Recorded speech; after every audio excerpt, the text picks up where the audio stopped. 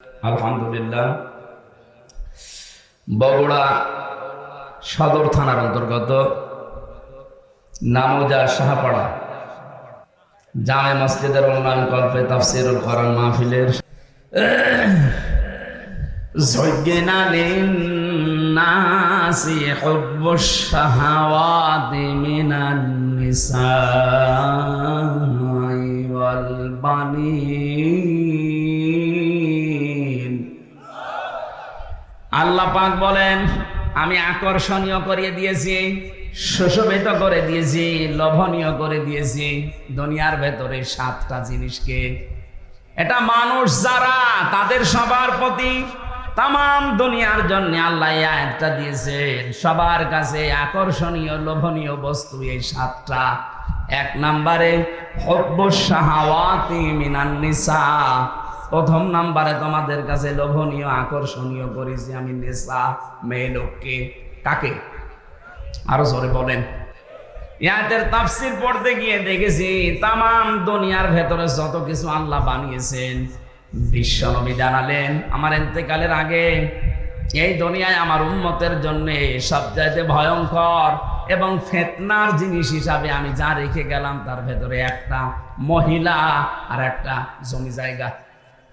আপনি দেখেন আদালতের দিকে অধিকাংশ মামলা হয় জমি জায়গা নয় মহিলা সংক্রান্ত। কথা বলেন না কেন? যেহেতু এটা লোভনীয়, এই জন্য এখানে একটা পরীক্ষা। এই পরীক্ষায় যদি উত্তীর্ণ হতে চান 2টা ঔষধ আজকে থেকে অ্যাপ্লাই করবেন। এই ঔষধ আমি বানাবো এখন গাছগাছলা দিয়ে না, এরা ডিস্টার্ব করে দিচ্ছে। এই সমস্যা কেদের? আপনি এখানে না বসলে দাঁড়িয়ে থাকেন, কিন্তু কথা শোনা লাগবে। প্রথম কথা বলছিলাম, বিশ্বনবী মুহাম্মদ রাসূলুল্লাহ জানিয়েছেন 2টা ঔষধ যদি তোমরা দুনিয়াতে খেতে পারো, অ্যাপ্লাই করতে পারো, দুনিয়ার জীবনে সেট করতে পারো, তাহলে এই ফিতনা, এই যে লোভনীয়, এইটা থেকে বেঁচে থাকতে পারবা। আমি জানি আমি সহ প্রত্যেকে এই রোগের রোগী।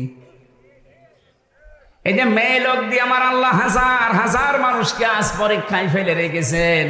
আর মেয়ে লোকের যে ষড়যন্ত্র, এটা কোরআনে উল্লেখ আছে, ইন্না কাইদাকুন্না আযীম। মেয়েদের চক্রান্ত বড় ভয়ঙ্কর। শয়তানের চক্রান্তের কথা আল্লাহ কোরআনে বলতে গিয়ে বললেন, ইন্না কায়দা শায়তানি কানা দাঈফা। শয়তানের চক্রান্ত একেবারে দুর্বল। শুধু দুর্বল না, একেবারেই দুর্বল। দাঈফ আর দাঈফা। কিন্তু যেখানে মহিলাদের কথা আল্লাহ কোরআনে নিয়ে আসলেন, সেখানেই বললেন, এই আয়াতটা কিন্তু ইউসুফ নবী আলাইহিস সালামের জামানার। ওই যে জুলাইখা যার ষড়যন্ত্র করে ইউসুফ নবীকে জেনার তহমত পর্যন্ত নেওয়া লেগেছিল, সে আয়াত সূরা ইউসুফের ভেতরে 28 নম্বর আয়াতে আছে, ইন্না কাইদাকুন্না আযীম।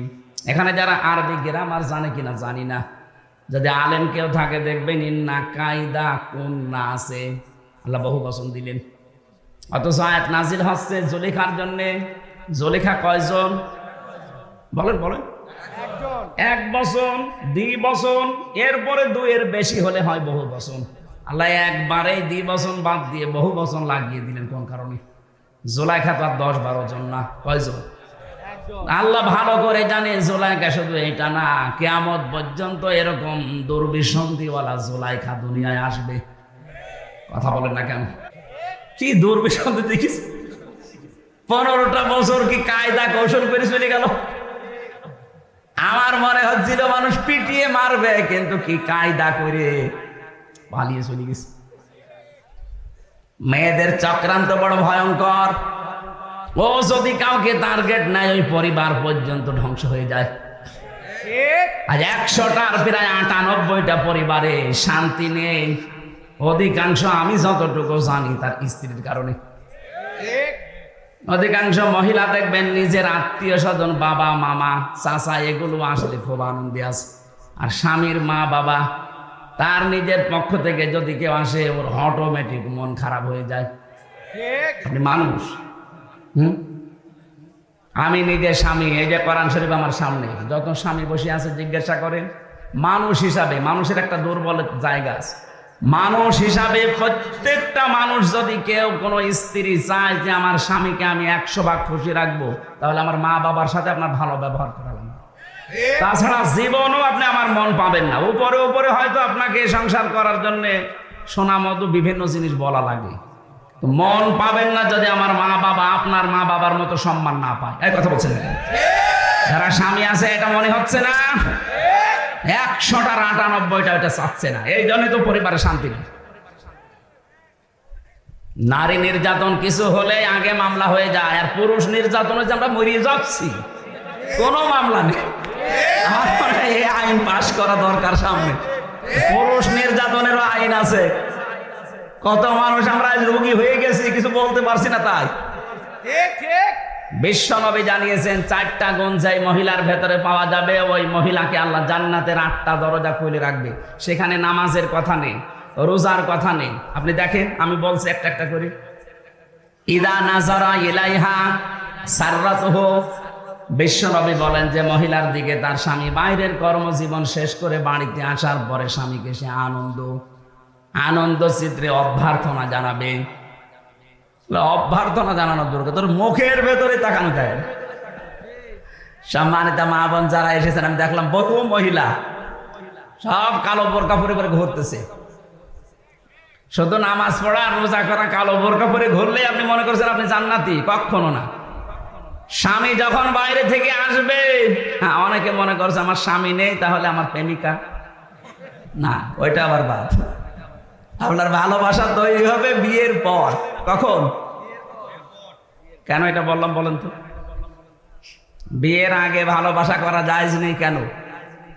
আমার 7টা কারণ আছে তাফসীরের ভেতরে। 1 নম্বরে হযরত আদম আলাইহিস সালাম, তাকে আল্লাহ যখন জান্নাতের বিশাল নিয়ামতের ভেতরে নিমজ্জিত রেখেছেন, তার কিচ্ছু ভাল লাগছিল না, এত নিয়ামত, কিন্তু না, চোখ বন্ধ হয়ে গেছে, ঘুম এসে গেছে, ঘুম থেকে উঠে দেখছে একটা মহিলা পাশে। তিনি তাকালেন এবং ধরতে গেলেন, কারণ এমন সুন্দর করে আল্লাহ তাকে বানিয়েছিলেন। তামাম দুনিয়ায় 4 জন মহিলার চেহারা আল্লাহ নিজের কুদরতি হাতে সবচাইতে সুন্দর করে বানিয়েছে। ইউসুফ নবীকে দেখলে মানুষের ক্ষুধা মিটে যেত, আমাদের মুহাম্মদুর রাসূলুল্লাহকে দেখলে মানুষের শরীরের ব্যথা পর্যন্ত দূর হয়ে যেত, এমন চেহারা আল্লাহ দিয়েছে। পুরুষের ভেতরে 2 জন, আর মেয়েদের ভেতরে 1 নম্বরে বিশ্ব সুন্দরী ছিল আমাদের আদি মাতা হযরতে হাওয়া আলাইহিস সালাম। 2 নম্বরে যে মহিলার নাম বললাম জুলাইখা, এটা ছিল খুব সুন্দর ছিল। 3 নম্বরে হযরত ইব্রাহিম নবীর বড় স্ত্রী সারা রাদিয়াল্লাহু তাআলা আনহা। 4 নম্বরে মুহাম্মদুর রাসূলুল্লাহ ছোট মেয়ে হযরতে ফাতেমাতুজ জোহরা রাদিয়াল্লাহু তাআলা আনহা। তাহলে 1 নম্বরে যিনি আছেন, কেমন সুন্দর করে বানিয়েছে বলে। হযরত আদম ঘুম থেকে উঠে তাকালেন এবং ধরতে গেলেন। আল্লাহ বলেন তাকানো যাবে না, ধরা যাবে না। হযরত আদম ওই সময় বলেছিলেন, মাবুদ তাকানোও যাবে ধরাও যাবে, সেই বুদ্ধি দেন। বুদ্ধি আছে, বিয়ে করা লাগবে, আমি রাজি আছি। তার মানে এই আয়াতের যে তাফসিরে পড়েছি, আপনি বিয়ের আগে মহিলার দিকে ওইভাবে তাকাতেও পারবেন না, ধরতেও পারবেন না। এখন অনেকে আল্লাহর রাস্তায় কাজ চালাচ্ছে না। কেউ কেউ কসম দেওয়ার জায়গা পায় না, প্রেমিকার মাথায় হাত দিয়ে বলছে, তোর মাথায় হাত দিয়ে কসম করলাম, তোর মাথায় হাত দিয়ে গুনার কাজ না, জয় কয়টা চুলের উপরে হাত লাগবে ওই কয়টা গুনাহ হবে। এই কথা বলছে না কেন? প্রেম করা যায় যাচ্ছে বিয়ের আগে না পরে? যারা বিয়ের আগে প্রেম করছে এটা ছেড়ে দেওয়া লাগবে। কার জন্য বলেন তো? আল্লাহর জন্য। ছেড়ে দেবেন কারা কারা? হাত তোলেন তো। এই বুড়ো মানুষ আবার কিসের প্রেম আপনার? যুবক মানুষ হয়তো হাত তুলতে পারে 2-1টা, মুরব্বী মানুষের প্রেম হবে তাদের সাথে, ঠিক আছে? আমরা যে কথাটা মাসলা নিয়ে আসলাম, তাহলে প্রেম করা জায়েজ আছে, কিন্তু বিয়ের আগে না পরে? না, বিয়ের পরে। হযরত আদম আলাইহিস সালাম, আমি ঘটনাটা আনলাম এই কারণে, হযরতে আদম নবী আলাইহিস সালাম বললেন আমি রাজি আছি। আল্লাহ পাক বলেন এক কাজ করো, দেন মোহর দেওয়া লাগবে। তার মানে বিয়ের প্রথম যে কাজ দেন মোহরের কথাবার্তা আনা। আমাদের এসব নেই, কারণ দেন মোহর তো দেওয়া লাগে না, বাকি ফাঁকি। যারা এই নিয়তে বিয়ে করেছেন যে 10 লাখ বানাবো, অসুবিধা নেই, ও দেওয়া তো লাগবে না, বাসরাতে মাফ চেয়ে নেবো, আপনি জেনাকার হয়ে উঠবেন কিয়ামতে। যারা বাকি আছে দুনিয়ায় জীবিত থাকতে শোধ করে যান। আমার ভাইরা, বিশ্ব নবী জানিয়েছেন মেয়েটা যখন আসবে, যখনই আসবে বাড়িতে আপনার স্বামী, সঙ্গে সঙ্গে আপনি স্বামীকে খুশি করার জন্য যেভাবে হোক ব্যবহার আচার দিয়ে, কথাবার্তা দিয়ে, দরকার সাজসজ করে রাখবেন। কারণ স্বামীকে আকৃষ্ট করার জন্য কেউ যদি সাজে, সে যেন নফল নামাজের সওয়াব পায়। এটা তো 1 নাম্বার গেল। দ্বিতীয় নম্বরে ওয়াইদা গাবা আনহা হাফিজাতুহু, স্বামী যখন বাইরে থাকবে তখন নিজের ইজ্জত আবরু, সতীত্ব, স্বামীর সন্তান, স্বামীর সম্পদ, এগুলো হেফাজত করে রাখা লাগবে। 3 নম্বর ওয়া তুইনু আলা দীনি জাওজাতিহা, স্বামীকে দ্বীনের পথে চলার জন্য, মানবতার সেবা করার জন্য সময় দেবেন, ছাড় দেবেন, উৎসাহ দেবেন। এই যে রুবেল সাহেবের স্ত্রী, উনি একটা মানবতার সেবাকারী মানুষ, মানব সেবায় নিয়োজিত থাকে, দিন ইসলামের কাজ করবে সারা দেশে, সারা এলাকায়। ওনার স্ত্রী হওয়া লাগবে এরকম নিজে তো করবে। যান, আপনাকে সময় ছেড়ে দিলাম, আপনাকে আমি ছাড় দিলাম, যদি ওই সময়টা আমার কাছে আপনার দেওয়ার দরকার, মানবতার জন্য, ইসলামের জন্য আমি ছেড়ে দিলাম। উৎসাহ যদি দিতে পারে, ওনাকে খাদিজাতুল কুবরার সাথে ওই মেয়েটাকে আল্লাহ জান্নাতে ডাকবে। আর যদি আরো নিষেধ করে, কি করে বেড়াও তুমি, না তোমার বউ নেই বাড়ি, আপনার তো আছে, আপনার চাইতে নবীজির বউ ছিল না? হযরতে খাদিজাতুল কুবরা সারাটা জীবন তিনি দেখতেন স্বামী যতদিন বাড়িতে না আসে, মানবতার কাজ, ইসলামের কাজ প্রচার করা, দিন কায়েম করা, এই কাজের জন্য বাইরে থাকা লাগে। যখন এই বাড়িতে আসতেন দেখতেন হযরতে খাদিজা জানালার সাথে, দরজার সাথে পিঠ লাগিয়ে দাঁড়িয়ে ঘুমিয়ে আছে। আমাদের মেয়েরা বউরাও ঘুমিয়ে থাকে, তবে সিরিয়াল দেখার জন্য। কে কথা বলে দেখা? আপনি যদি সত্যি স্বামী মানব দরদি, মানবতার কাজে বাইরে আছে, ইসলামের কাজে, দিনের কাজে হয়তো সাহায্যের জন্য বাইরে গেছে, যত রাত আসে না তত রাত পর্যন্ত যদি আশায় থাকেন, আপনি খাদিজার মতো সওয়াব পাবেন। 4 নাম্বারটাই কঠিন। 4 নাম্বারটা কি? বিশ্বনবী জানিয়েছেন স্বামী যেটা পছন্দ করে ওটা যদি জায়েজ হয়, জীবন থাকতে তোমাকে ওটা মেনে নেওয়া লাগবে। কি কথা বুঝতেছেন? আমি তো নিজে বললাম, আমি নিজে স্বামী, যত স্বামী এখানে আছে প্রত্যেকটি স্বামীর পক্ষ থেকে আমি বলছি, মা বোনেরা, আমরা স্বামীরা পছন্দ করি সত্যি আল্লাহর কসম যে বিয়ের পরে যেন আমার মা বাবা আমার সাথে থাকে। আমি খেয়ে থাকি না খেয়ে থাকি, থাকবে তারা। কথা বলছে না কেন? কিন্তু আপনি চান না। আপনার কারণে আজ মা বাবাকে হয়তো আলাদা করে দেওয়া লাগে, নাই বাইরে পাঠিয়ে দেওয়া লাগে, নাই বৃদ্ধাশ্রমে দেওয়া লাগে। কয়েকদিন আমি কিশোরগঞ্জ থানায় গিয়েছিলাম, নীলফামারী, একটা বৃদ্ধাশ্রমে আমার নিয়ে গেল। দেখি এই লাইনে প্রায় 20-40 জন মা আর বাবা বসে আছে, অথচ তাদের ছেলে মেয়ে আছে। তাদের স্ত্রীর কারণে ছেলে তার মাকে আর বাবাকে রেখে গেছে বৃদ্ধাশ্রমে। ওদের চোখের দিকে তাকিয়ে আমি টের পেয়েছি ওরা ছেলের জন্য বদদুয়া করছে। কি করবে? 25 বছর 30 বছর পর্যন্ত আমার পেছনে শ্রম দিল এই মা বাবা। আজ 2 দিন তুমি আসতে পারো না, তুমি কার ফস মতো শোনো, কার কথা মতো? হ্যাঁ, ওই মেয়েটারও দোষ একা না, ওই মেয়েটাকে শুধু কান পড়া দেয় ওই মেয়েটার মা আর ওর বড় বোন। ওখান থেকে শুধু পানি পড়া লাগায়। ওই আর কতদিন একসাথে থাকবে? আলাদা হয়ে যা, ও বুড়ি বুড়ি চলে। সম্মানিত মা বোনেরা, না অন্যের কথা শুনে নিজের কপালে আপনি আগুন লাগাবেন না। আমি হাদিস তো বানালাম না, এই হাদিস আমি বানালাম। এখানে নেককার মহিলা যদি হতে জানেন 4টা গুণ মাস্ট বি অর্জন করাই লাগবে আপনাকে, নয়তো খাদিজার সাথে আপনাকে জান্নাত ডাকবে না। যদি 4টা গুণ অর্জন করতে পারেন। আরে নামাজের ওয়াজ আমি কেন করব? নামাজ, মুসলমান নামাজ পড়ে না, ও কি মুসলমান থাকে? মাস্ট বি আপনাকে ওই যে 3 দিন 7 দিন 10 দিন বাদ দিয়ে বাকি মাস আপনাকে নামাজ পড়াই লাগবে। আপনি মুসলমান দাবি করছেন, নামাজ পড়েন না, থেকে আপনাকে ওয়াজ করা লাগবে কোন কারণে? মুসলমানের কাছে যদি নামাজের ওয়াজ করা লাগে, রোজার ওয়াজ করা লাগে, তা আমি এই ওয়াজ আর বাইরে কোন জায়গায় করব? এই জন্য আমি নামাজের কথা মুসলমানকে বলি না। কোন কারণে আমি বলবো? আপনি যা, আমিও তাই। আমি নামাজ পড়বো, আমার কষ্ট হচ্ছে, আপনি মুসলমান নামাজ পড়েন না, কিসের মুসলমান আপনি? কেউ যদি ফরজ নামাজ ছেড়ে দেয়, আল্লাহ বলেন ওর দায়িত্ব আমি ছেড়ে দিই, যা।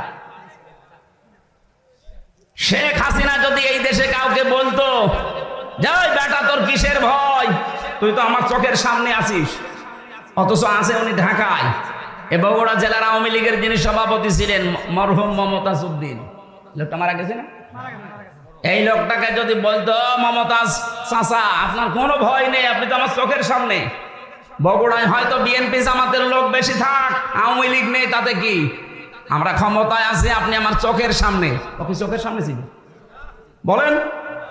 এই 220 কিলো দূরে এসে বসে আছে, অথচ বলছে আমি চোখের সামনে। এই ফেলাইয়ের যে ভাব, এত দূর থেকে একটা প্রধানমন্ত্রী যদি বলতো আমার চোখের সামনে চাচা আপনার ভয় নেই, তাই যদি সব ভয় উড়ে যায়। আল্লাহ বলেন যে লোকটা নামাজ পড়ে সে আমার আন্ডারে থাকে, যে নামাজ পড়ে না আমি বলি তুই আমার বাইরে চলে যা। বলেন আপনি কার আন্ডারে আছেন? আপনি আল্লাহর আন্ডারে না থাকতে পারলে আপনাকে নিরাপত্তা কেউ দিতে পারবে না। এই জন্য ফরজ নামাজের জন্য ওয়াজ করা, এটা আমার কাছে কেমন মনে হয়। আপনি ফরজ নামাজ মাস্ট বি, যেখানে থাকেন অন্তত সুন্নত নফল যদি নাও পড়তে পারেন, ফরজ 2 রাকাত পড়ে নেবেন। অত বুঝতেছেন? রমজানে 1 বছর পরে মাত্র রোজা আসে, 1 বছর পরে যদি শরীর সুস্থ থাকে মাস্ট বি রাখা লাগবে। অসুস্থ থাকলে আপনি পরবর্তী 11 মাসে করে দেবেন, অসুবিধা নেই।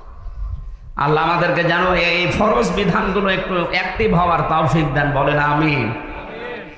যে কথাটা তুলেছিলাম, আল্লাহ রাব্বুল আলামিন যেহেতু আমাদেরকে ঔষধ দিচ্ছেন এইবার এই ফিতনা থেকে, মেয়েদের ফিতনা থেকে বাঁচার জন্য 2টা ঔষধ দিয়েছেন সূরা নূরের ভেতরে 30 নম্বর আয়াত, এটা 12 নম্বর পৃষ্ঠা আর 7 নম্বর লাইনে আছে। কুল্লিল মুমিনিনা ইয়াগুদ্দু মিন আবসারিহিম ওয়া ইয়াহফাযু ফুরুজাহুম যালিকা আযকা লাহুম ইন্নাল্লাহা খাবীরুম বিমা ইয়াসনাউন। বলেন আল্লাহু আকবার। আল্লাহ রাব্বুল আলামিন বলেন, নবী আপনি দুনিয়ার মানুষকে বলেন, যারা মুমিন, যারা বলে যে আল্লাহ একজন আছে, হে রাসূল আপনাকে আমরা মানি, এই যে বিশ্বাস যাদের আছে এই মানুষগুলোকে বলেন আমরা মানি না আল্লাহকে? আল্লাহ একজন আছে, বিশ্বাস আমাদের আছে না?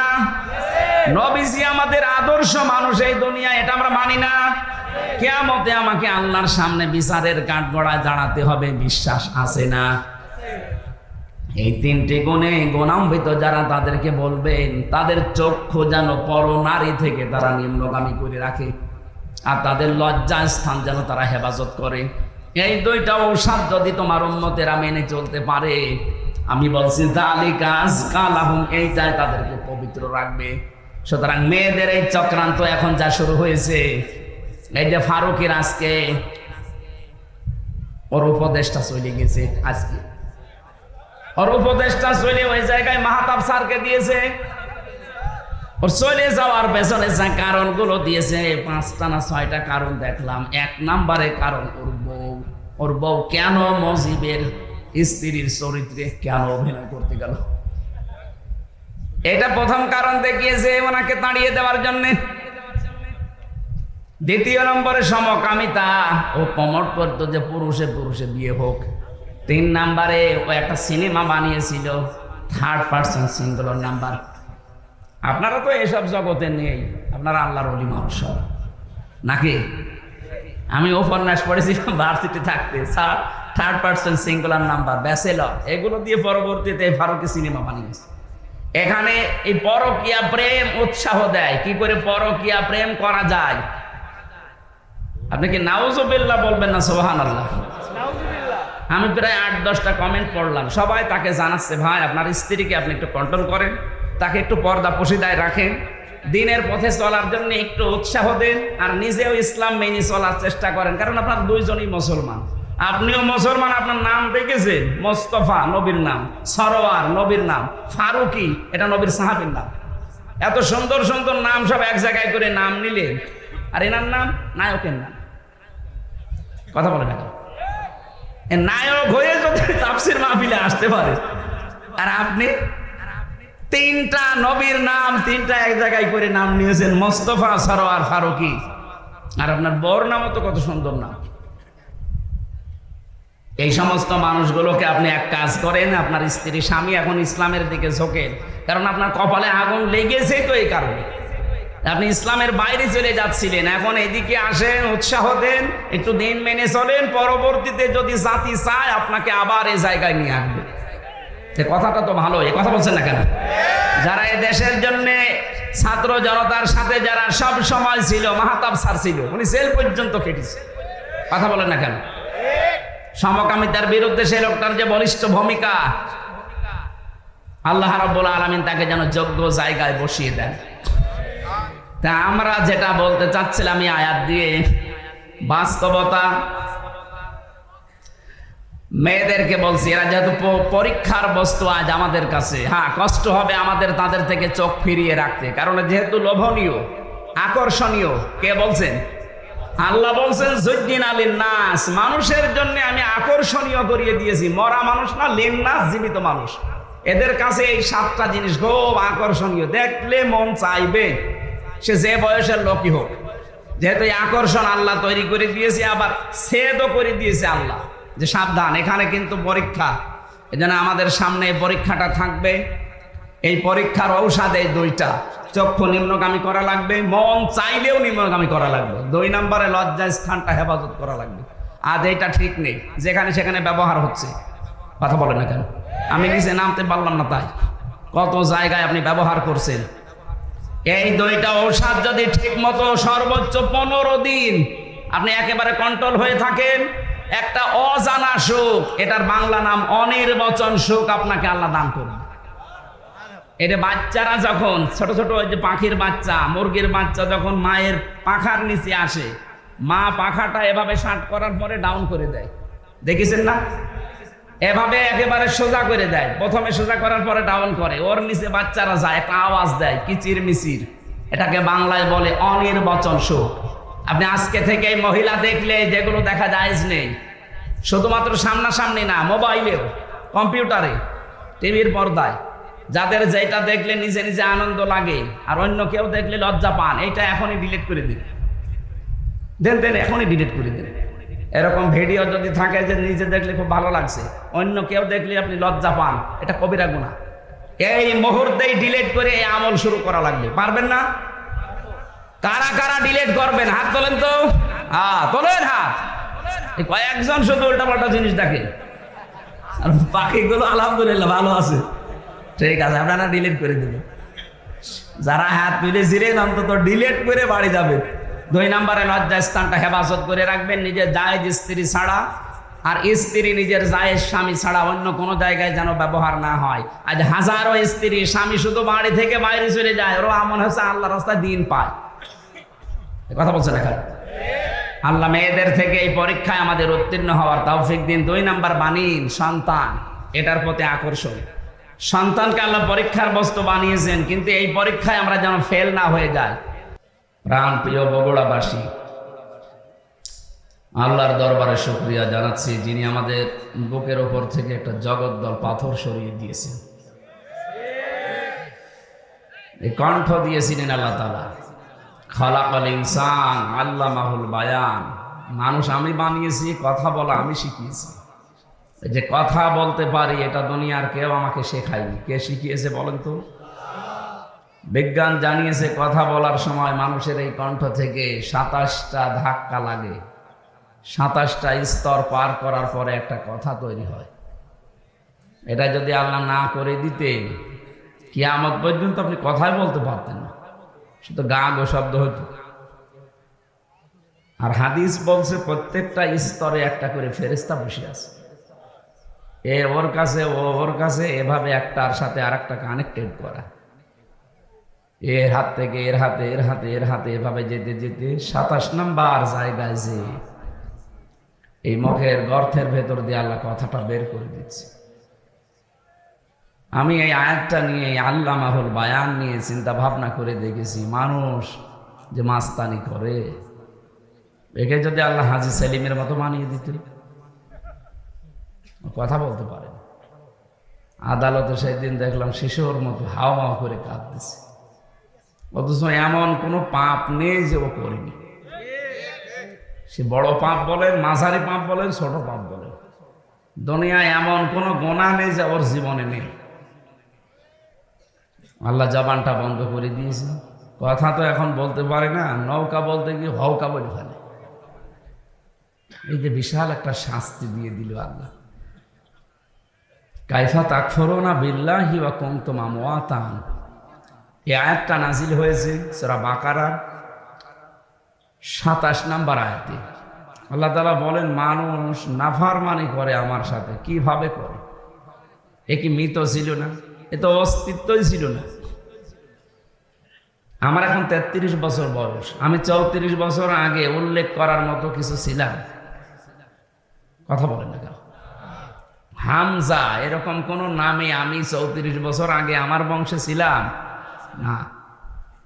হালাতা আলাল ইনসানি হাইনুম মিনাদ দাহরি লাম ইয়াকুন শাইআম মাযকুরা, মানুষের জীবনে কি এমন সময় যায়নি যে তখন উল্লেখ করব যে এ রুবেল, এ হামজা, এরকম কিছু ছিলই না। নেই থেকে এ অস্তিত্ব দিয়েছে, ধীরে ধীরে পূর্ণতায় পৌঁছে আজ হামজা বানিয়ে রুবেল বানিয়ে এখানে বসিয়ে রেখেছেন। কে বলেন তো? আল্লাহ এই জন্য কাইফা দিয়েছেন, কাইফা তাকফুরুনা বিল্লাহ। মানুষ আমার সাথে কুফরি করে, আমারে মানতে চায় না, কি করি? আমারও বিশ্বাস হয় না। কাইফা শব্দ বালাগাত মান্তিকের কায়দায় ব্যবহার করা হয় যখন কোনো কিছু বিশ্বাসে আসে না। বলেন তো, আল্লাহ নিজে বলছেন যে আমারও বিশ্বাস হয় না যে ও আমার কথা মানবে না, আমার সাথে নাফরমানি করবে, এটা আমারও বিশ্বাস হয় না। কি করে করে ও? তো জমাট বাঁধা একটা রক্ত ছিল, ওখান থেকে আমি পেট থেকে আবর্ষণ করে দিতে পারতাম। আবর্ষণ করে দিতে পারতেন না? আমার মা বাবা কি ওই সময় খুব দোয়া করেছিলেন যে না, এটা যেন কিছু না হয়? কিছুই করেন। ওনারা শুধু বিছানায় ছিল, এতটুকুই শেষ। বাকি যা করার কে করেছে? না, আমাদের যিনি পালিয়ে গেছে উনি করেছে। কিছু করলেই তো উনি করতেন। মা হাতের মোবাইল বলছে, মোবাইল কে দিয়েছে? আমি দিয়েছি। এটা কথা হইল? মোবাইলটা কিনলাম আমার বাবার টাকা দিয়ে, বলছে মোবাইল কে দিয়েছে। আমার মনে হয় কয়েকদিন পরে এই কথা বলতো যে কথা যে বলতে পারছেন, কে দিয়েছে? আমি দিয়েছি। এ কথা বলার শক্তি কে দিয়েছে? ওই আল্লাহর জন্য বলেন আলহামদুলিল্লাহ। দরুদ আর সালাম পড়ছে আমাদের নবী, মানবতার মহান বন্ধু মুহাম্মাদুর রাসূলুল্লাহ সাল্লাল্লাহু আলাইহি ওয়াসাল্লামের প্রতি। সবচাইতে বন্ধুত্বের পরিচয় পাওয়া যাবে যেদিন কেউ কারো বন্ধু থাকবে না। ওয়ালা ইয়াসআলু হামিমুন হামিমা ইউবাসসারুনাহুম ইয়াবাদুল মুজরিমু লাউ ইয়াফতাদি মিন আযাবি ইয়াউমিন ইযিন বিবানি। সূরা মাআরিজের ভেতরে 11 নম্বর আয়াতে আল্লাহ জানিয়েছেন, কিয়ামতের ওই ময়দানে কোন বন্ধু, এই যে হামিম শব্দের শাব্দিক অর্থ অন্তরঙ্গ বন্ধু, এটা আপনার স্ত্রী হতে পারে, আপনার বান্ধবী হতে পারে, এমনকি সবচাইতে বেশি সময় যার সাথে কাটান আপনার ওই বন্ধু হতে পারে। এই বন্ধু কিয়ামতের দিন আপনার কথা জিজ্ঞাসাও করবে না, আর যদি জিজ্ঞাসাও করে আল্লাহ পাকের কাছে মুক্তিপণ হিসাবে আপনাকেও বলবে, আল্লাহ এই বন্ধুকেও দিয়ে দিলাম। বলেন নাউজুবিল্লাহ। এই যে কঠিন ঝালঝালা অবস্থা আল্লাহ পয়দা করবেন ওই ময়দানে শেষে, বন্ধু, মা বাবা, স্ত্রী, সন্তান সব কিছু বলবে আমি মুক্তিপণ দিলাম। কি দিলাম? এই যে লাউ ইফতাদি, ফিদিয়া দিলাম, মুক্তিপণ দিয়ে দিলাম।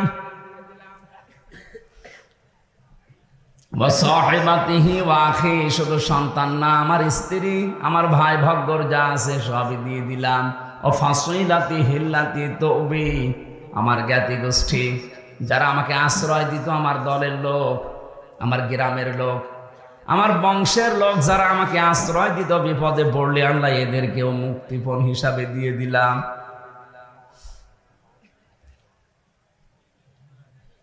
অমান ফিল আরদি জামিয়া, দুনিয়া যা আমার ছিল স্থায়ী অস্থায়ী সব দিলাম। সুম্মা ইনজি, এরপরও তুমি আমাকে নাজাত দাও। কিয়ামতের এই দৃশ্যটা একটু সামনে নিয়ে এসে দেখেন কত ভয়াবহ। নিজের স্ত্রী পর্যন্ত মানুষ দিয়ে দেবে, অন্তরঙ্গ বন্ধু, স্ত্রী, সন্তান, দুনিয়ার অস্থায়ী স্থায়ী যত সম্পদের মালিক ছিল লোকটা সব আল্লাহকে বলবে আল্লাহ নিয়ে যান, শুধু সোম্মাইজি আমাকে কিছু বলবেন না। হযরত ঈসা নবীর মতো এত বড় পাওয়ারফুল নবী পর্যন্ত বলবে রব্বুল আলামিন আমার মা মরিয়মের সাথে তোমার যা ভালো লাগে তুমি করো, যে আচরণ তোমার করা লাগে তুমি সব করো, আমার মাকে আমি ছেড়ে দিলাম, কিন্তু আমার কিছু বলবো না। প্রত্যেকটি নবী এই কথা যখন ছড়াচ্ছে, প্রতিটি মানুষ যখন নিজের চিন্তায় আছে, আরে ভাই এই দিন আসবে, কিন্তু দুদিন আগে আর দুদিন পরে, নাকি এদিন নেই? অবশ্যই আসবে। ইন্নাকা জামিউন নাসি লা রাইবা ফীহি ইন্নাল্লাহা লা ইউখলিফুল মিআদ। কোরআনে কারীম জানাচ্ছে অবশ্যই মানুষদেরকে এক জায়গায় জমা করা হবে, এ ব্যাপারে কোনো সন্দেহ নেই। লা রাইবা ফী, কোরআনের খাতিরে আল্লাহ যেমন দিয়েছেন যালিকাল কিতাবু লা রাইবা ফী, কোরআনে কোনো সন্দেহ নেই। কিয়ামতের কথা বলার সঙ্গে সঙ্গে আল্লাহ বলেন লা রাইবা ফী, কোরআনে সন্দেহ নেই, কিয়ামতেও, কিয়ামতে কোনো সন্দেহ নেই। আর আল্লাহ যে ওয়াদা দিলেন কোনদিন আল্লাহর এই ওয়াদা তিনি ভঙ্গ করবেন না। তার মানে এদিন আমাদের সকলের সামনে মাস্ট বি, আসবে। দৃশ্যটা আপনি সামনে নিয়ে এসে বলেন তো, চোখ বন্ধ করে এরকম একটা জায়গায় আছেন যেখানে বউ পালিয়ে যাচ্ছে, যেখানে ছেলে মেয়ে পালিয়ে যাচ্ছে, দলের লোক সব পালাচ্ছে আর পালাবে। এটা দুনিয়ার হিসাবে আপনি একটু দেখেন। এখানে আমরা যারা আছি যত বড় মাপের লোক হই, 200 বছর পরে যদি এই নামুজা গ্রামে এসে বলে 2 তালা বাড়ি আমার, ওর দাঁত মুখ খুলে ফেলবে কি? অথচ ওইগুলো সব আত্মীয় স্বজন, মাত্র 200 বছর পার হয়ে গেছে। যদি আপনার ছবিও থাকে 200 বছর পরে যে এইটা আপনার পরদাদার ছবি ছিল, তাও আপনার নাতির নাতির নাতিরা মানবেন না, ও আসলে জমির ভাগ নেবে। এক কথা বলছেন, আপনি এসে দেখেন তো দুনিয়ায়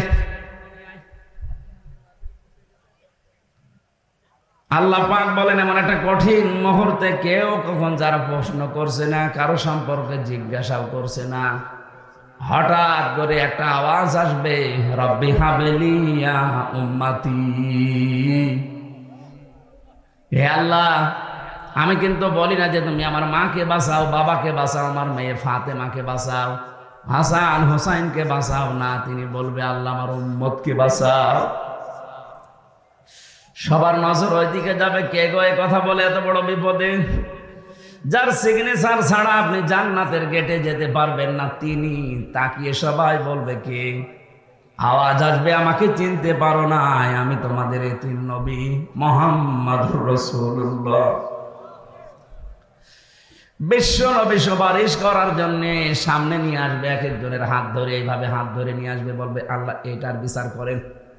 বলেন আপনাকে সামনে নিয়ে গেল রুবেল সাহেব, আপনি যা জীবন তৈরি করেছেন, নবীজি যদি আপনার ডান হাত ধরে আল্লাহর সামনে দাঁড় করিয়ে বলে আল্লাহ নিন, এর যে 50 বছরের জীবন দিয়ে দিলাম, কি করেছে জিজ্ঞাসা করেন। এটা ফালতু কথা না, কোরআনের হাদিসে এইভাবে এসেছে, নবীজি নিজে আপনাকে নিয়ে দাঁড় করিয়ে দেবে, এই রুবেল বল তোর 50 বছর কি করে কাটালি? মা তাযালু কদামা বানি আদামা আব্দি ইয়াউমাল কিয়ামাতি হাত্তা ইসআলা আন খামসিন আন উমরিহি ফিমা আফনা। একটা জীবন দিয়েছিলাম 70 বছর 80 বছরের, সত্যি করে বলতো কি করে কাটালি? বগুড়াবাসী আপনারা শিক্ষিত মানুষ, রংপুরের মতো মফিজ না আপনারা, রাজশাহী বিভাগের মানুষ, জ্ঞানী মানুষ। বাংলাদেশে যত বিভাগ আছে সব চাইতে বেশি বিচক্ষণ জ্ঞানী মানুষ রাজশাহী বিভাগে বাস করে। আপনি নিজে এবার বলেন তো, আল্লাহু আকবার না বলে নিজে বলেন, যা করেছেন এই 50 বছরে আপনি দাঁড়িয়ে আল্লাহর সামনে, বিচারকের সামনে হয়তো উল্টা পাল্টা কথা বলে এদিকে ওদিকে করা যায়, এমন বিচারক আপনার চোখের পলকও যিনি বোঝে, কোন নিয়তে চোখের পলক মেরেছিলেন এইটাও তার কাছে ধরা পড়ে যায়। কথা বলে ঠিক কিনা? এইরকম একজন বিচারপতির সামনে দাঁড়িয়ে নিজের জীবনের হিসাব দেওয়া লাগবে, তাও 2 দিন 5 দিন 10 দিন না, পুরো 50 বছরের। মাঝে মাঝে আমার মনে হয়, আল্লাহ, আমার এই 33 বছরের জীবনে যদি তোমার সামনে দাঁড়িয়ে বলো, হামজাজা 2024 সালের অক্টোবর মাসের 31 তারিখ পর্যন্ত করে মাফ করে দিলাম, শুধু নভেম্বর মাসের 1 থেকে 17, এই 17 দিনের হিসাব দিয়ে তুই জান্নাতে চলে যা। আমার যা কাজ কারবার, আমার যা আমল আখলাক, আমার এই 17 দিনের হিসাব দেওয়া সম্ভব না। আপনারা পারবেন? হ্যাঁ, আল্লাহু আকবার যে বললেন, না জ্ঞানী মানুষ আপনারা, হিসাব বোঝে। বিশ্বনবী মুহাম্মদুর রাসূলুল্লাহ নিষ্পাপ ছিলেন, তার আগে পেছনের সব কিছু আল্লাহ মাফ করে দিয়েছিলেন। এরপরও নবীজি প্রতিদিন বলতেন 100 বার করে, আল্লাহুম্মা হাসিবনি হিসাবান ইয়াসীরা, আল্লাহ তুমি আর যাই করো আমার হিসাবটা একটু সহজ করে দিও। সত্যি আল্লাহ যদি কাউকে হিসাব নেয়, পুরা জীবনের নেওয়া লাগবে না, একদিনের হিসাবও আপনি সঠিকভাবে দিতে পারবেন না। হ্যাঁ, আল্লাহ যদি কাউকে মাফ করতে চান, সবার সামনে এভাবে বিচার করবে না, পর্দা নিয়ে নেবে, রবেলকে ডাক দিয়ে পর্দা দিয়ে ঘিরে নেবে, আল্লাহ নিজের সামনে দাঁড় করিয়ে বলবে, ওই এগুলো করেছিলি।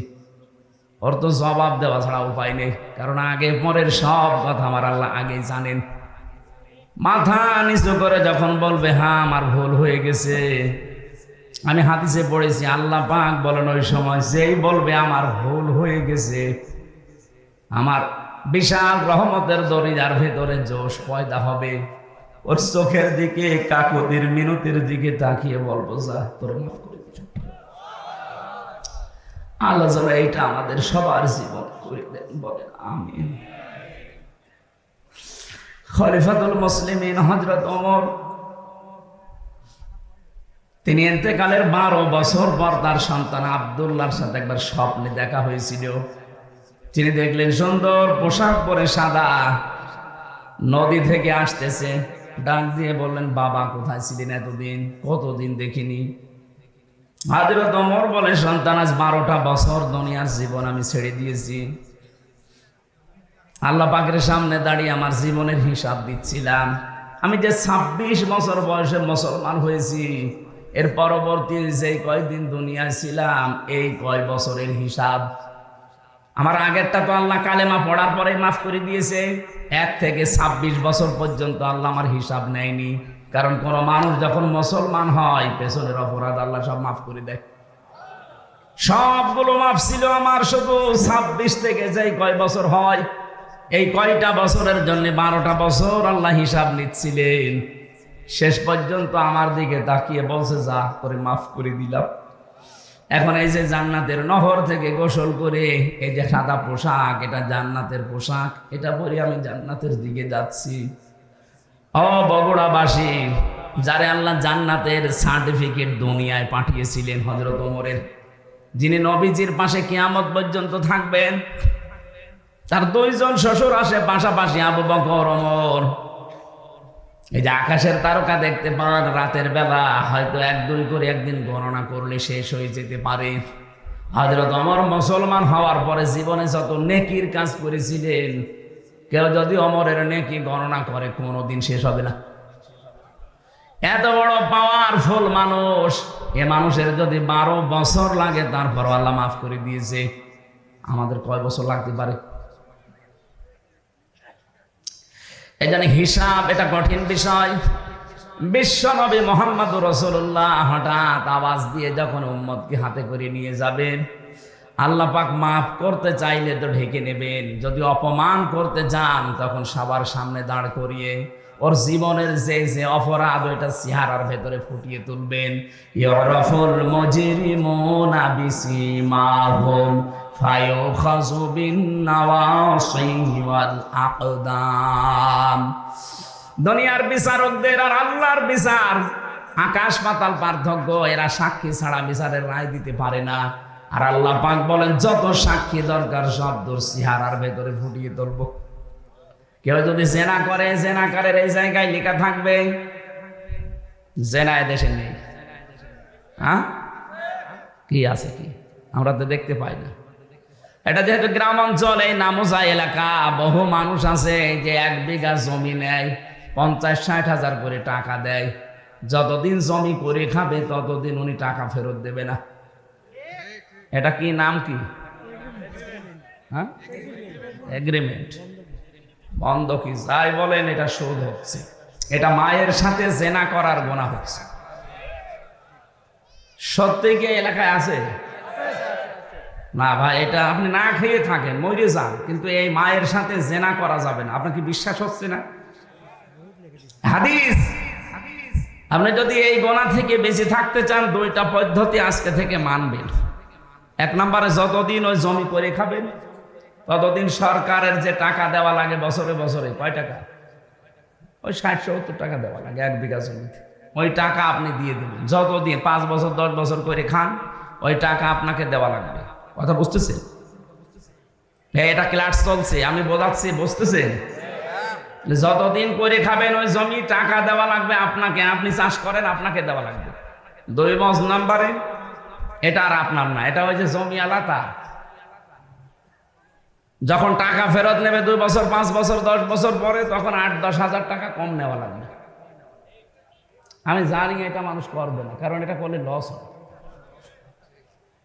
এটা জাতে মাতাল হলো তাহলে ঠিক আছে, এইটা করা যায় এলাকায়, এইটা একটু করে নেন। এই 2টা 5 বছর জমি করে খাবেন, 8-10 হাজার টাকা কম নেবেন। 70 হাজার টাকা নিয়েছিলেন, 60-62 হাজার টাকা নেবেন। পারবেন না?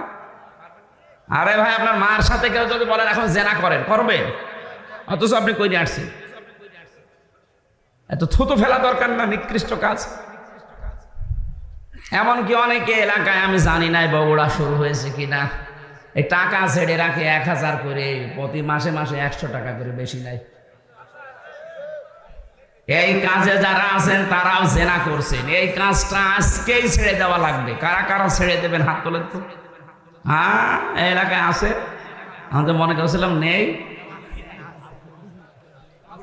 এই যারা হাত তুললেন অধিকাংশ দাড়িওয়ালা টুপিওয়ালা মানুষ। কিসের নামাজ পড়েন আপনি বলেন তো? বলেন, আপনি কি ভণ্ডামি করেন আল্লাহর সাথে? হ্যাঁ, ইয়ার কি জায়গা পান না? এ লোকটা দাড়ি নেই, তাও তো হাত তোলে না। আর আমরা কোথায় পৌঁছিয়েছি? না, এই কয় গোনা বাদ দেওয়া লাগবে। আমি ঠাট্টা করার জন্য, ইয়ারকি মারার জন্য বলছি না। যারা এরকম অপরাধে আছেন, সে যেই হোক, আজকে এখান থেকে তাওবা করে বাড়ি যাবেন। না, আমি 1000 টাকা দিয়েছি ওরে বিপদের জন্য, আমি 1000 নেব, 1100 টাকা আমি নেব না। এটা পারা যাবে নাকি মাহফিল পর্যন্ত শেষ?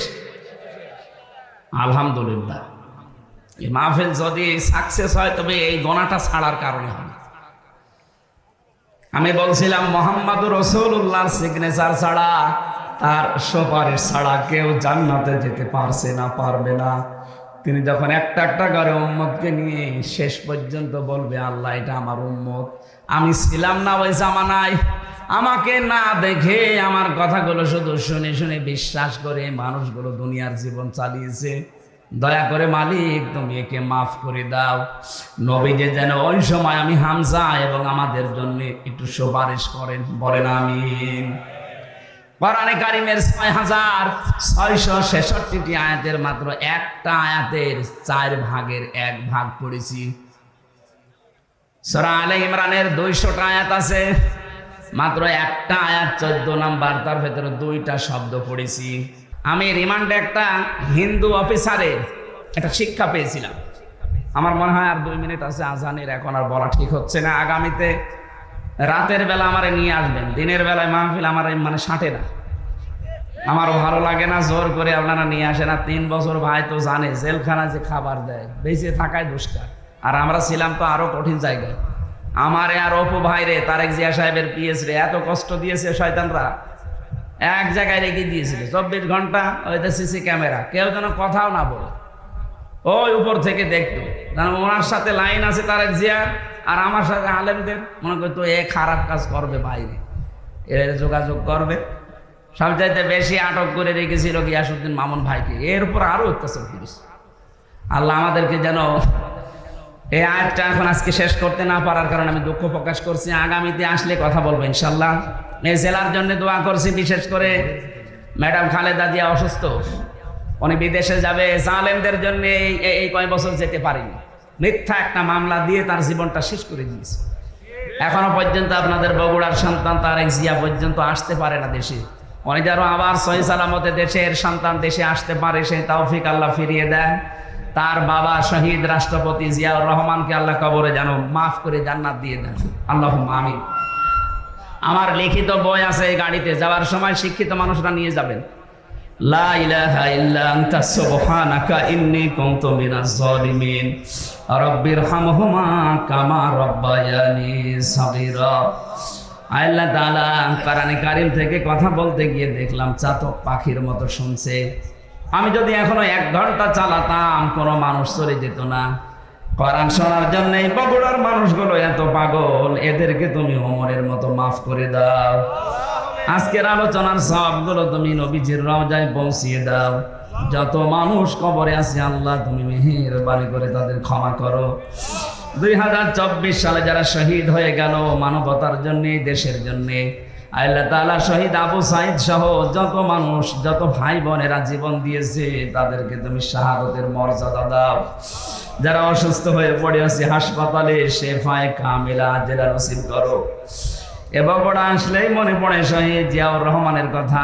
আল্লাহ তুমি তাকে শহীদ হিসাবে কবুল করে নাও। তাকে তো অন্যায়ভাবে মেরে ফেলা হয়েছে। তোমার নবী জানিয়েছে কাউকে যদি অন্যায়ভাবে হত্যা করা হয় তাকে শহীদের মর্যাদা দেওয়া হয়। আল্লাহ তাকে শাহাদাতের মর্যাদা দিয়ে দাও। তার ছোট সন্তানটাও দুনিয়ায় নেই, তাকেও তুমি মাফ করে দাও। তার স্ত্রী অসুস্থ আছে, আল্লাহ শেফায়ে কামিলা জেলা নসিব করো। তার সন্তান বড়টা এখনো বাইরে আছে সহি সালামতে। আল্লাহ তাআলা বগুড়ার সন্তান বগুড়ায় আবার ফেরত দিয়ে দাও। যত মানুষ এই দেশ থেকে বিদায় নিয়েছে ইসলামের জন্য, দ্বীনের জন্য, রব্বুল আলামিন শহীদ মতিয়ার রহমান নিজামের কথা মনে পড়ে।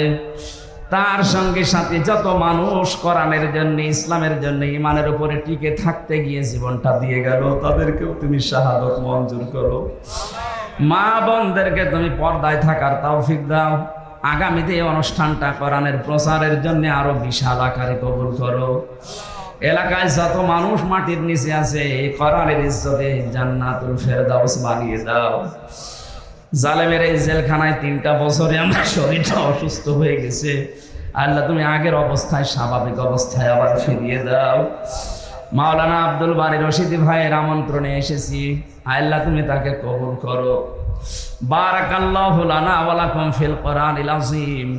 যখন এই মরণ আসবে যেন পড়ি লা ইলাহা ইল্লাল্লাহু মুহাম্মাদুর রাসূলুল্লাহ। এখন আজান দেন, আর 1 মিনিট আছে আজান।